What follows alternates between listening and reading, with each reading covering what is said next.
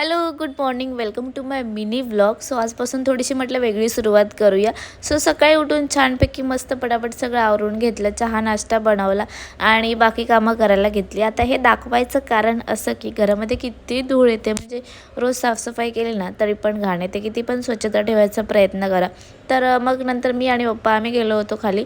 येताना मस्त भाजी आणली. पप्पांना म्हटलं तुम्ही एक साईडला इकडे मला हेल्प करा, जेणेकरून माझी कामं पटापट होतील. तर तितक्यात माझी एक पार्सल आली, ज्याच्यात होतं चार्जरचं केस कवर होतं आणि ते तुटलं पण होतं आहे. तर थोडंसं ठीक आहे, पटापट आवरून घेतलं आणि संध्याकाळी आम्ही गेलो होतो झुडिओला. थोडीशी शॉपिंग करायची होती.